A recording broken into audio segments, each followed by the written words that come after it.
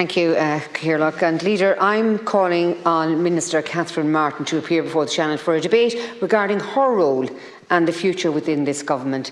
Minister Martin's conduct on prime time last Thursday was frankly disgraceful and was conduct unbecoming of a member of the Cabinet. Ms Sharon Keogan was effectively fired on air in relation to her role at RTE. Minister Martin's on-air handling of the issue lacked dignity and consideration of the process under which such affairs should be conducted. Thursday's episode of Prime Time resembled an episode of The Apprentice more than a current affairs show. This comes off the back of recent fact-checking of Minister Martin's comments on the upcoming referenda by Miss Justice Mary Baker.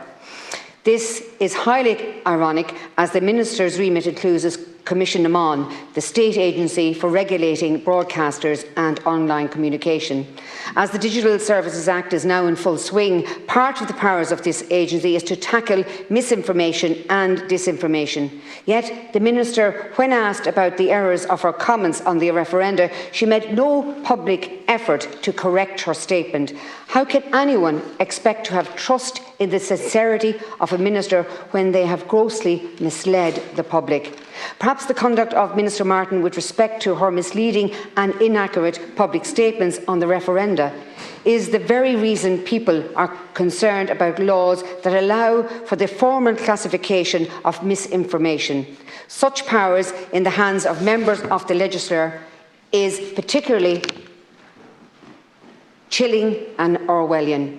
The media, acting as a fourth estate, have the purpose of holding democratically elected representatives to account for their statements, be they true or false, and their conduct, be it untrue or misleading. The public has seen far much of a slant on the truth of the wording for the upcoming referenda, yet another reason for the growing public distrust of this government and its ratings in the poll. In recent past, politicians such as Dara Calleary and Barry Cowan were removed for lesser offences. This is a gaping chasm between the duty and conduct required by our leaders.